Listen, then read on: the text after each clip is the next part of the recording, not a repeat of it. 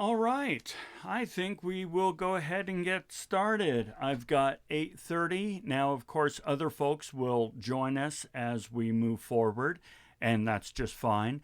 Also, as with all the live streams that I'm going to be doing, I will be publishing this on YouTube afterwards, and then I'll put a link in Canvas for all of us. So I just want to make sure you can see and hear me. Somebody just give me a yep. Not this did earlier, but I want to make sure that now that we're actually going that we can hear us. So somebody say, yeah, I can see you. I can hear you.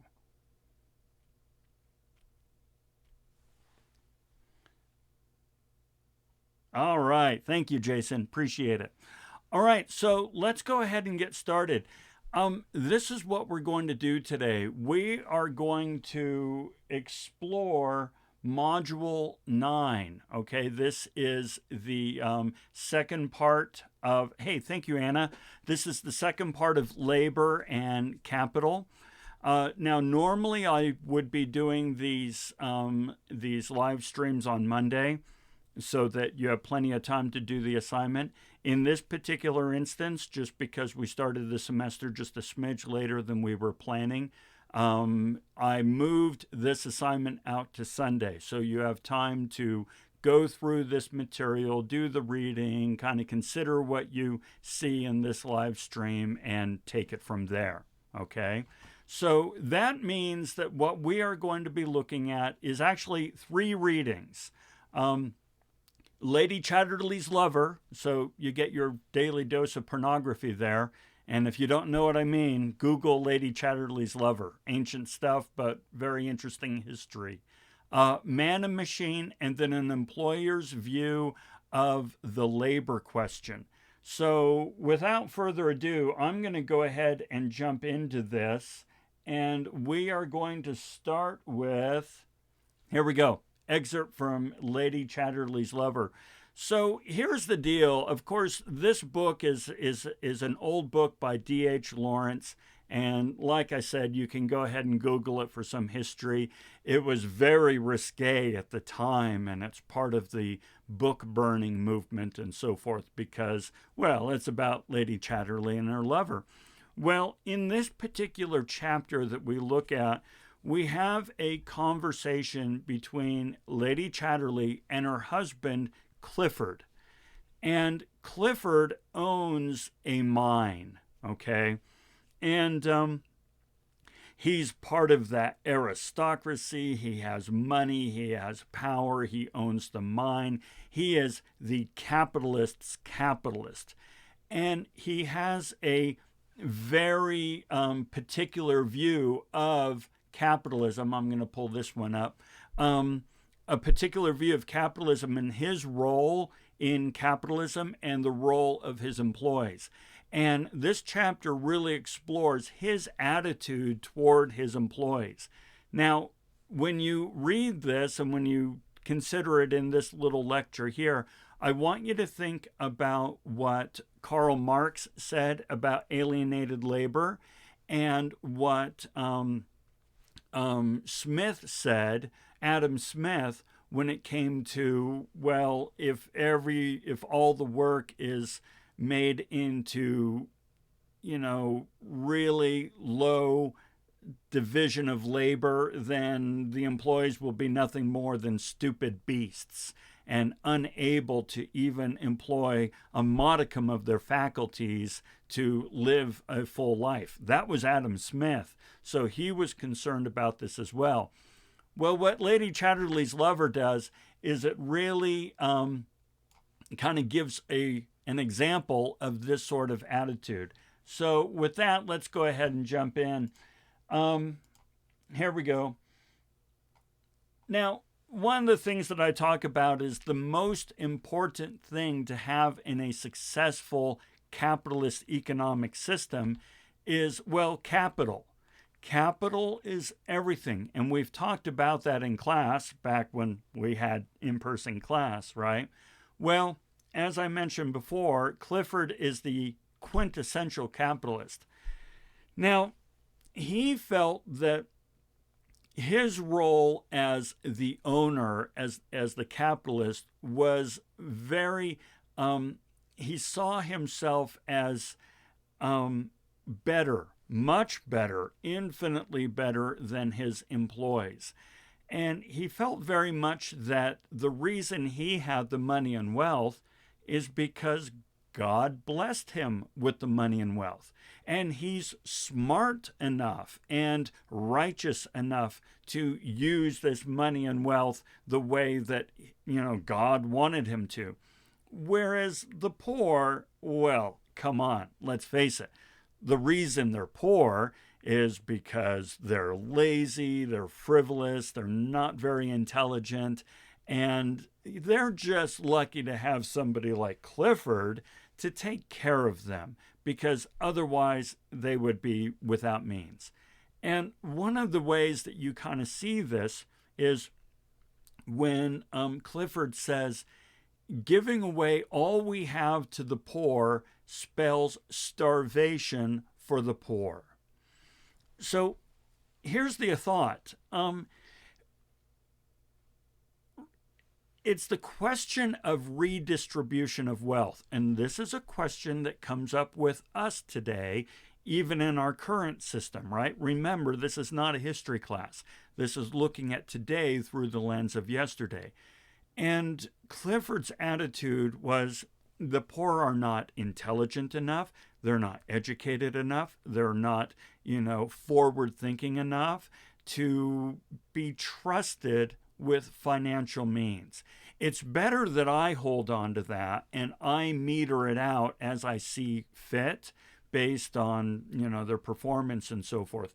Because if I just give a whole bunch of money to the poor, well, heck, they're going to go off and spend it on nonsense. They're going to, it's just going to burn a hole through their pocket. And at the end of the day, they'll have nothing to show for it and they'll be starving all over again. And furthermore, since I gave all my wealth to the poor, I can't really run a business anymore. I can't hire people. And so ultimately, the poor would starve. This is an attitude that very much permeates our society today in many ways. It's this idea that, you know what, I'm well off because I'm smart, whereas you're poor because you haven't really made the right decisions. And I earned my money. You did not earn money. Therefore, redistribution of wealth wouldn't help anybody. It's like teach a man to fish and you feed him for a lifetime. Give him a fish and you feed him for a day. This attitude was something that Clifford felt very strongly, that the poor should thank him for having the job. And if he gave them money, okay, they might have a nice dinner for a day or two, but then they would be out of work and they would starve. Another thing that Clifford says that is very fascinating is he says right here, there's an absolute gulf between the ruling and serving classes. Now, I really like to break this down because let's look at this a little bit. First of all, let's look at the two classes. We've got the ruling class and the serving class. The ruling class is Clifford, the capitalists, the capital owners, the factory owners. The serving class are the employees, the people working in those factories. So bear that in mind as he's talking about this absolute gulf. Let's talk about the term absolute gulf. A gulf, of course, is a gap, like the Gulf of Mexico, right? There's a gulf, there's a gap between the two pieces of land. Well, absolute means it's incontrovertibly true. It just is, and there is no way of bridging it. This is what the word absolute suggests. There's no way of bridging this gulf. It is an absolute gulf. And so it's not a question of how do we bring the two together to cooperate. It's a question of how do we keep business working forward when these two sides can never come together, because we're talking different classes here. So later on in this lecture, we're going to talk about Andrew Carnegie. Andrew Carnegie did not believe that there was an absolute gulf. He felt that things could, in fact, come together. And we're going to talk about how he felt things could come together. But good old Clifford here, no. He saw an absolute gulf. He did not see a need to even try to bridge anything. And furthermore, he felt that this was important to, as he put it, keep the form of life intact. Let me explain that a little bit. So remember, we played that radio snippet the other day in which an entire country, Lebanon, came down, revolution, because nobody was collecting the garbage. Well, and the reason we brought that up is because of the quote, the economy of life hangs by a thread, that if anybody stopped doing their job, the entire system would collapse. Well, Clifford understood this, but he felt that, well, it is your obligation to keep going to the mines, to keep working, because we need to keep our form of life intact. And included in that form of life was this absolute gulf. I'm the capitalist, I'm the owner, I'm the smart one, I'll decide what's going to happen. You're the worker, you're the dummy, you're the brute force, you get in the mines. And if we all do what we're supposed to do, everybody will benefit. So toe the line, know your place, stay in your lane, step into your place. And it's not just for you, it's for everyone. And so this is, we kind of see this sort of thing today. For example, you've heard the term trickle-down economics or tax cuts for corporations and the rich and so forth. The idea here is that if we cut the taxes of the rich and corporations and businesses, then those businesses will invest more money in the business and hire more people. So in order to keep the form of life intact, we need to create jobs, which means, stop taxing the rich and stop taxing the corporations so that they will hire more. This is an economic philosophy that kind of follows this mindset. There's another thing that kind of comes up in this is the term panem and circenses. Panem and circenses is Latin for bread and circuses. It's Clifford's. It's an old saying, and it goes back to Roman times, as that picture kind of shows there. Here's the idea: if you have all these Romans and you got to keep the rabble in line, how do you keep the rabble in line? Well, you throw them parties and you give lots of food. And so they would build the Colosseums and they would throw bread up into the stands. So like when you go to a sports game today and they're shooting those T-shirts up into the stands, well, what they would do at these Colosseums is throw bread into the stands. And the idea is, listen, you have 1 million people. You don't want them to think too hard about life and politics and the world and the economy. Just give them entertainment and bread and they'll amuse themselves. I believe that we see this today all over the place, except, and this is just me, guys, this is just me, so it can be totally debated. I see it in social media and memes and so forth. When I go out to social media and I see the vitriolic memes and political memes and so forth, these people think, or at least some of them, all right, think they are being politically active. They think they are being part of a social discourse that is important among a, educated, voter population. But they're not. It's entertainment. we're making the cool, dank memes to try to get attention and likes. And we see them, and it soothes our side and hits at the other side. It becomes a sport. It becomes circuses and bread. So it's a tool to keep people out of the real problems, the real discourse, and in this nice little safe environment where they can kind of feel like they're making a difference, but they're really not. So I feel that that's something that social media runs the risk of doing for us. Now, there's another quote in this reading you'll come across that I totally love. And it's actually Lady Chatterley who says this to Clifford. She says, "Their lives are industrialized and hopeless, and so are ours." Now, I kind of say that, Lawrence, D.H. Lawrence, the author here, is kind of letting his existentialism show a little bit. Here are a couple other quotes, 3 other quotes from famous existentialists. Here's the idea of the quote is, she says of the people, their lives are industrialized and hopeless. Let's look at that. They're industrialized. They are simply cogs in a machine. They are not people. They are not, self-fulfilled, self-actualized people with hopes and dreams and ambitions and loves and passions. They are just simply part of a machine. They're to be put in, used up, chewed up, then spit out.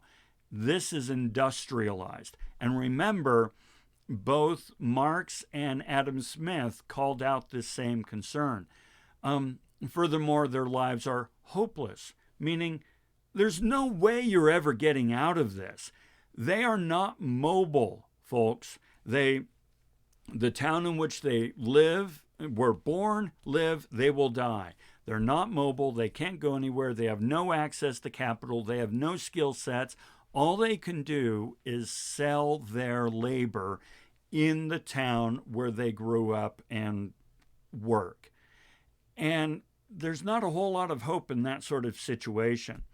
The very fact that you're in school shows that you want more hope, more opportunity. You want to look into the future and see opportunity and hope for a greater life. They didn't even have that. But now here's the rub. Their lives are industrialized and hopeless, and so are ours. In other words, she and Clifford are just as stuck in the system as their employees. Now, yeah, they're stuck in a gilded cage, right? It's pretty darn sweet, but they can't really do anything. They cannot leave this world in which they live. If the world were to break down, they would be absolute destitute. They have to do what the system says they have to do. So remember, I asked rhetorically at the beginning of the semester, do you exist for the system or does the system exist for you? In this case, she's saying we are all slaves to the system. Yes, our home is nicer, we're in a gilded cage, we're healthier, we have a better life, but we are still slaves to the system. So there's our thought there. Last thing, one of the things they talk about is how they can poison the masses with a little education. I want you to think about that a little bit.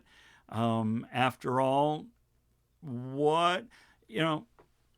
there's a quote here, a little learning or a little knowledge is a dangerous thing.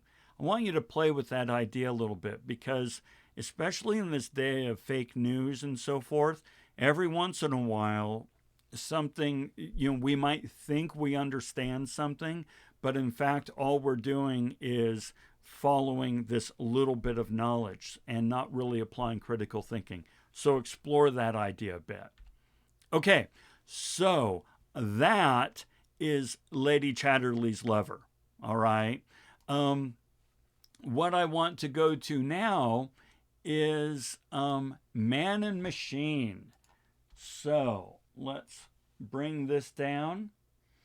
and we will bring up Man and Machine. Am I still coming through okay? Are we still here? Let me pull this up real quick. Yeah. Okay, good. You can still hear me, folks? Can you see me? Can you hear me? Awesome. Awesome. Great. Thank you, Drew. Okay, Man and Machine. Mahatma Gandhi. You know the dude. Here's the thing. We all know Gandhi for what he did for India and so forth. But we don't really know much about this particular essay that he wrote. Awesome. Thank you, Anna. And so this is what we want to look at a little bit.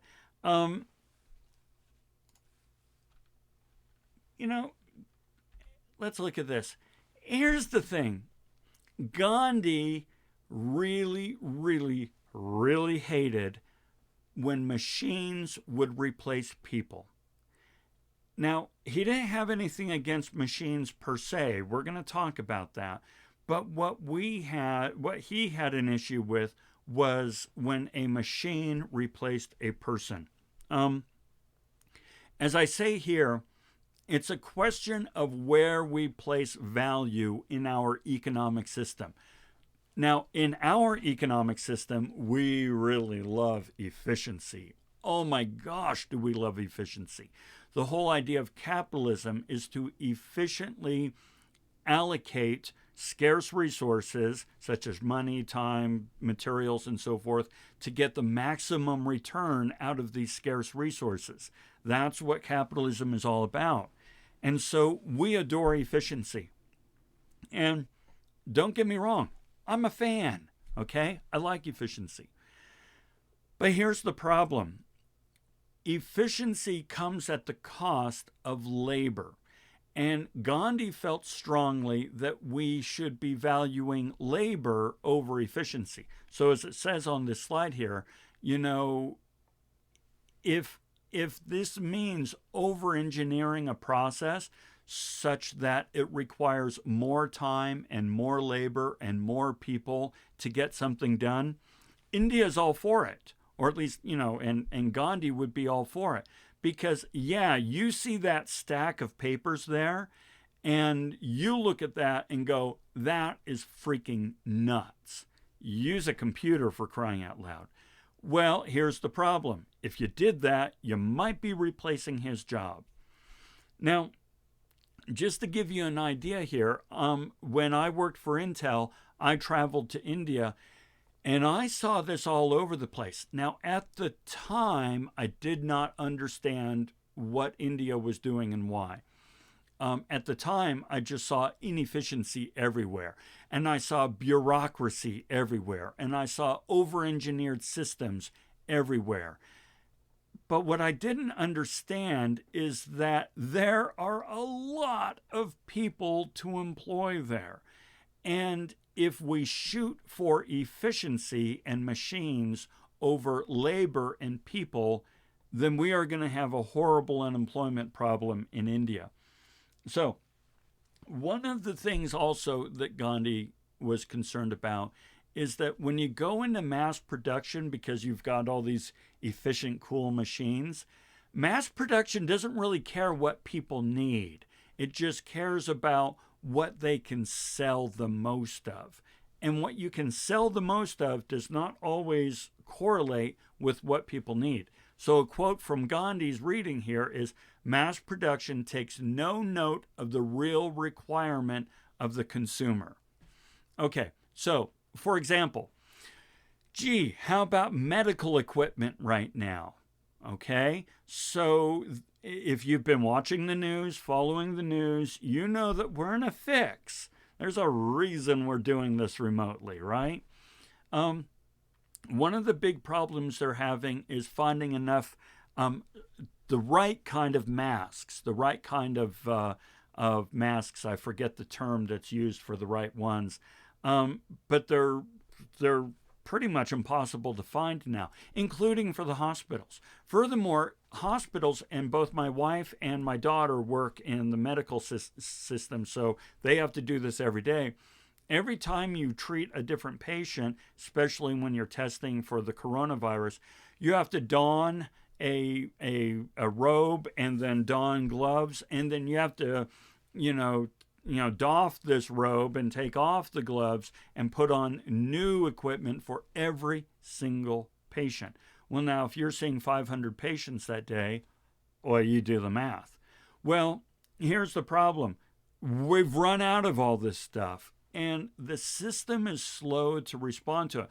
But don't worry, we're making plenty of refrigerator magnets, right? We're making plenty of stuff that we don't need because the system is geared to make this stuff that we don't need. So that was a real concern that Gandhi had. One of the things he also said is, listen, one of his quotes is, we have to look after a groaning world. Now, what he means by a groaning world is there's a lot of frickin' people out there, and these frickin' people need jobs. And if all we're doing is replacing jobs, people, with machines, well, then what are these people going to do? Now, we've talked about this in class before, but think about it for a moment. We have like 300 plus million Americans in the United States, 300 million. Well, they have 1.3 billion, which means they have our 300 million plus an additional billion people. And you've got to employ these people, and you're not going to employ them if your goal is to replace them with machines. So again, his kick on machines there. Now, here's the thing. Like I said, it's not like he's anti-machine. He actually really, really, really likes machines if they add to the value of an individual's labor. Now, the example he used was this right here, the Singer sewing machine. He really liked the Singer sewing machine, and in fact, he kind of saw it as a love story. The way he tells it in the reading is that Mr. Singer would see his wife toiling away, sewing all the clothing, and he thought there has to be a way in which she can enjoy this more, right? She doesn't look like she's having a lot of fun. So he invented the sewing machine so that she could enjoy her labor more. Now, here's the thing that's important to Gandhi. A machine is fantabulous if it allows the individual to enjoy their labor more. It is a problem if it replaces the person. So, for example, right now, I'm using a cool-ass microphone that I just bought. This thing's professional level. I'm super excited about it. I'm using a webcam. It's a run-of-the-mill webcam. I'm using computer. I'm using the internet. I'm using all this sort of stuff. All of this stuff is adding to the enjoyment of my labor. I can do my job because of all this. However, if all these things actually replaced me, that would not be what Gandhi would be looking for. So he's all in favor of the microphone. He wouldn't be in favor of a machine doing the training. Okay? Which is why he was actually much more of a fan of a decentralized economic model versus a centralized economic model. Now, let me explain what that means. Now, here are quotes from Gandhi here, right? Let's look. Decentralized means lots and lots and lots of little businesses. Lots and lots and lots of little businesses. We're all doing our own thing. We're kind of doing our gigs, right? This is a decentralized economic model. As he said, the end to be sought is human happiness combined with full mental and moral growth. This end can be achieved under decentralization. In other words, you're doing everything. You're running your business, you're doing the books, you're schmoozing with the customers, you're exercising your craft, you're, deciding how to allocate resources. This is a fulfilling model. Marx would agree with this. Centralized, on the other hand, is when everybody works for great, big, huge corporations. Centralization is a system inconsistent with non-violent structure of society. Now remember, D.H. Lawrence and Clifford, he said there's an absolute gulf between these two people. And Adam Smith said management will always beat labor. Well, this suggests violence, right? Maybe, well, no, in the case of strikes and so forth, we're talking real violence. If there's two sides constantly hitting at each other, the haves and the have-nots, and they're constantly struggling, you're never going to have a peaceful system. And so Gandhi felt that the best way to have a strong, thriving, peaceful, economic system is through small businesses. And just so you know, I need to look this up for today because this is like 10 years old. When it comes to India, 93% of the population was decentralized, working in small businesses. Only about 7% were working for the large corporations. So something to think about there. Okay, so that is Gandhi. Let us now go to our last one. We're doing 3, like I said. So we're screaming through it. Employers' view of the labor question. Now, you might remember Andrew Carnegie from your history classes. So you know about Carnegie because he was a huge philanthropist, meaning he gave a lot of money to charities. Carnegie Hall, Carnegie this, Carnegie that, Carnegie Institution, all that. He gave a ton of money to charities. But he was a robber baron. And if you forget the term robber baron, you might want to Google that, look it up. Robber barons were basically those who made a lot of money through monopolies and just strength and violence and power and, syndicates and so forth. We're talking Carnegie, we're talking Standard Oil, we're talking, what's his name? Morgan Chase or whatever. I mean, these guys made tons and tons and tons of money off of the backs of their people. So it's interesting that this would be coming from Andrew Carnegie, because while he is one of the robber barons, he actually had some what were for him at the time really, really liberal progressive thoughts when it came to economics, okay, and how employers and employees should come together. Now, I'm going to show you 4. I'm going to show you 4 of kind of his economic theories. You're going to look at them and go, well, yeah, well, of course. Okay, they're part of our normal everyday vernacular today, but for him back then, they were revolutionary. They were very progressive. So with that, let's come back over here. Here's the thing. He was a robber baron. He wanted to make money. He wanted to make money. Money was all he wanted to make. All right, that's it. It's not that he had a huge heart. Maybe he did, but I'm speaking at the extreme to make a point. He just wanted to make money. And so when we look at all the things that he is about to espouse and to promote, they're going to sound liberal and progressive and kind of heartwarming. No. He just wanted to make money. His thought was, in order for me to make money, I have to have industrial peace. This is the term that he used. Industrial peace is, hey, the employees are showing up to work, they're working their butts off, they're leaving, they're healthy, they're happy, and everything is going fantastic.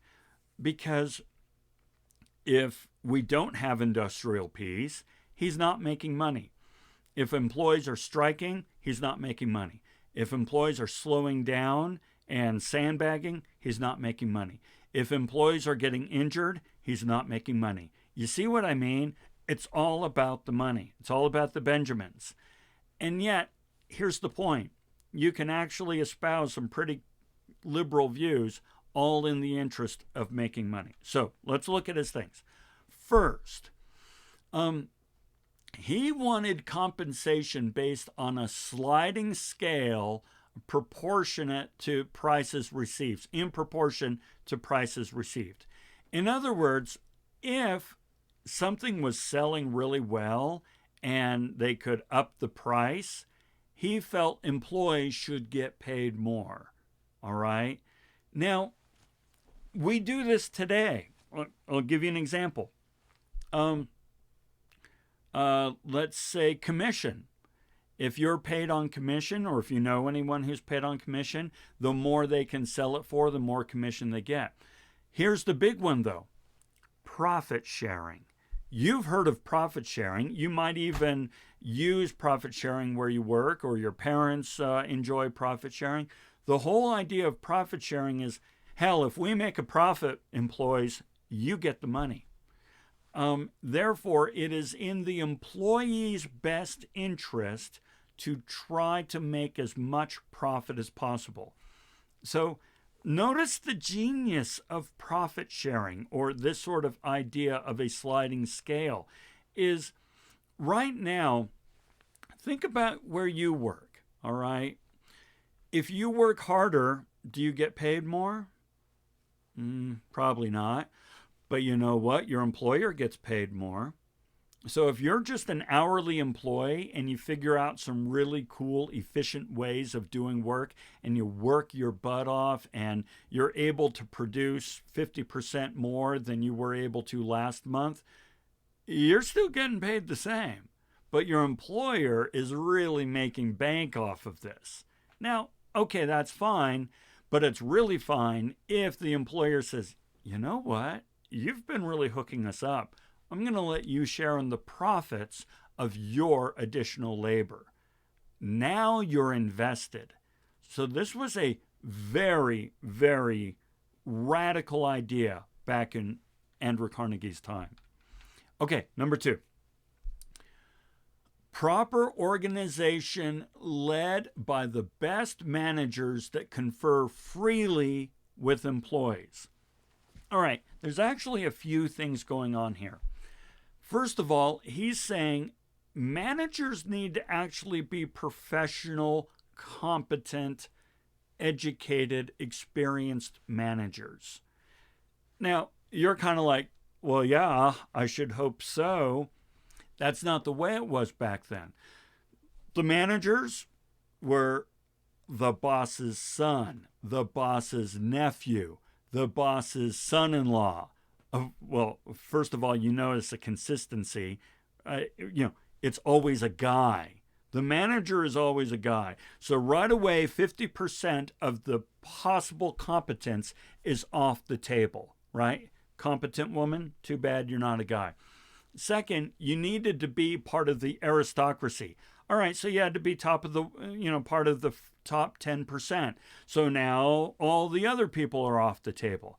And then in that aristocracy of the top 10% of the 50%, right, you had to actually be part of the family or have connections, or a cousin of a nephew of a uncle who invested. In other words, nepotism. Nepotism. If you don't know the word, look it up. It's an important word. It's taking care of your family and your friends.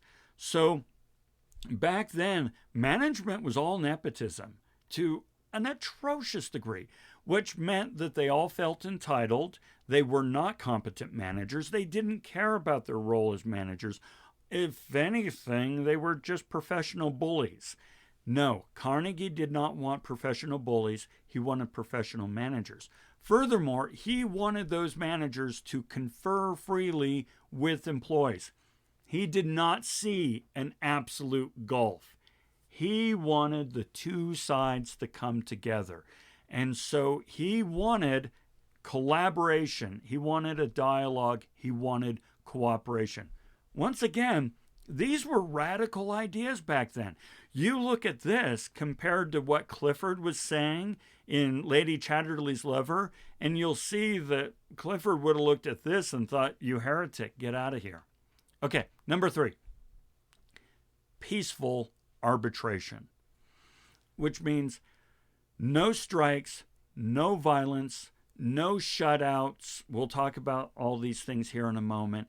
He wanted this dialogue that he created, with, I don't have a laser pointer. I could do a laser pointer. I got to figure out how to do that. Yeah. Oh, I didn't mean to do that. Oh, well. Hang on, folks. There we go. Okay. Yeah, I'll figure out how to do a laser pointer. Anyway, he wanted this dialogue that he and his managers had with the employees to, transition over to allow peaceful discussion and arbitration of disputes. Because ultimately, and this was the kicker, no interruption of work. I'm going to repeat that. No interruption of work. If work is interrupted, Carnegie's not making money. And remember, he's all about making money. He's not giving more money when prices go up because he's generous. He wants people to be invested because they'll make more money. He doesn't want competent managers relating with employees because he just sees employees as equals. No, he wants it because he wants peaceful arbitration. He wants cooperation because he wants no interruption of work. And if he gets no interruption of work, he's going to make money. So this is a great example of how progressive, heretical ideas of the time actually worked in his favor. And yeah, Carnegie made a lot of money. Okay? Now, a couple things. You'll want to know the difference between a strike and a lockout. A strike and a lockout. A strike is when employees say, I'm not going to work. And if there's nobody to run the machines in your factory, dear factory owner, you're not going to make money. Because we're not making your product, you can't sell it, you're not going to make money. So we're not going to work, nobody's going to run your machines. A lockout is when the employers say, you can't come to work. We're locking the factory. We're going to shut it all down. There's no work for you. Go home. Now, these are both tactics that the two sides of this absolute gulf use against each other.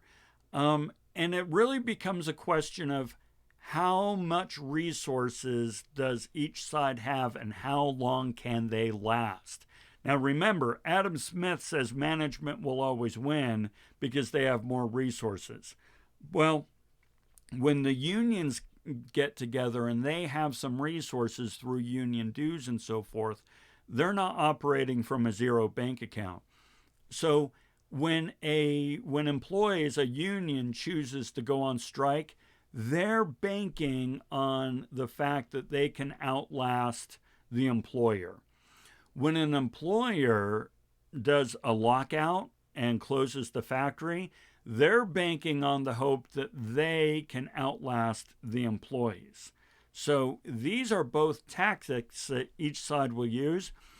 Carnegie hated both. Remember? He's like, no interruption of work. No interruption of work. And strikes and lockouts are all about interruption of work. He hated these. He wanted peaceful arbitration.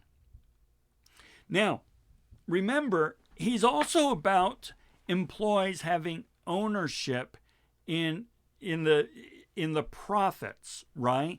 He wanted employees to profit when they were able to sell a product for more. However, he wasn't necessarily sold on the idea of employee ownership of the company, all right? He was more than happy to share the profits, but the idea of sharing the company with the employees, he wasn't really sold on this idea. Now, a lot of companies do this. Winco is all employee owned. Shields is employee owned. Dynamics is employee owned. Here's an article here. Employee owned companies and so forth. Who's on there? Yeah, some other companies and so forth. Well, 100, right? Here's the point though. There are a lot of companies out there that do some sort of employee ownership. And the theory behind it is employees are going to work their butts off because it's their frickin' company, right? They're not going to sandbag because they're not hurting anybody but themselves.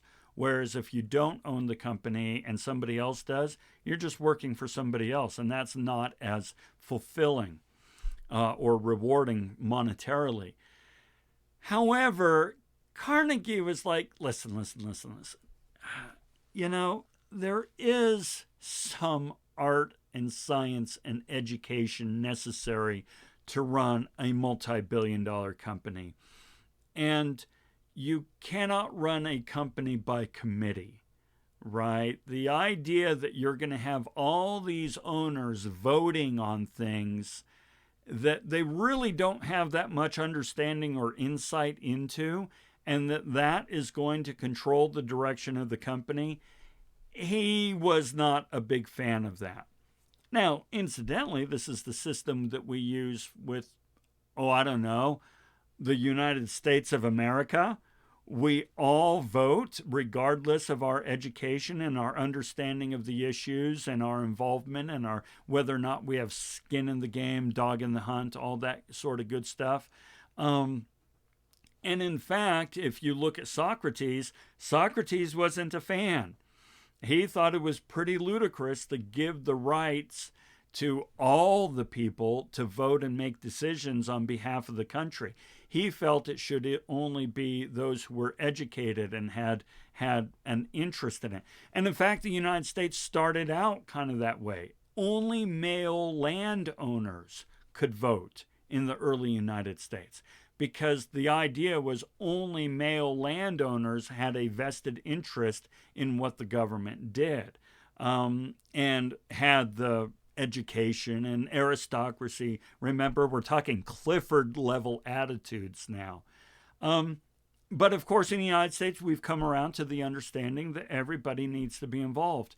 And this is what these companies do. They understand that everybody needs to be involved, and that sort of, we'll take care of you sort of attitude that even Carnegie had a little bit doesn't have a place in these companies. Okay? So that, my friends, is it. That's 3 readings done in 45 minutes. Of course, it's because we didn't have a whole lot of, there's no dialogue, there's no activities, there's no exercises, there's no discussion, there's no question answer. So not quite the same. But I hope you were able to get something out of that. And of course, this is recorded. So here, let me come back over here. We have 14 people with us, but we have like 30 folks, 30 or 40 in the 2 classes. And so you, as you're watching this, I hope this has been helpful. And if so, I'm going to keep these going. Well, heck, I'm going to keep them going anyway, but I might even keep them going into the future and future semesters, even when we are all together. Let's see, Nick, just wanted to let you know that the only way to get this live stream was through the link you sent out. I did not know if they're on purpose or not. Yeah, so Nick, that's a good question. I sent out the link because I'm only inviting the students to this. Now, if I were to make the link public, anybody could join, and maybe I'll do that sometime. I don't know. I don't care who joins this. It's, benefits everyone. But yeah, I only sent out the link to students, and so that's why we did it that way. But I might change that. Okay, folks, that is the lecture for this. Do me a favor, let me know if you have any questions. I'm going to stick around here for a little while to see if there are any questions. Let me know if this was helpful to you. And I would like your opinion on whether or not I should continue to do this in future semesters, even when we're not remote like this. Tony, late but here. These live streams are awesome and effective. Please keep them going. Tony, I'm really glad to hear that. Obviously, I enjoy this crap. Otherwise, I wouldn't have invested in all this if I didn't enjoy doing them. But I don't want an audience of one. I want to know that folks are actually getting something out of it. So, everyone, it has been a real pleasure. Remember, this next assignment is not due Thursday, it is due Sunday. But don't wait. If you can get on it now, get on it now, right? And then we'll see you again on Monday. I will do the next live stream on Monday. Okay? And like I say, I'm going to stick around in case there are any questions. I'll wait to see who drops off and so forth. Wash your hands, stay safe, social distancing, all that good stuff. We'll see ya.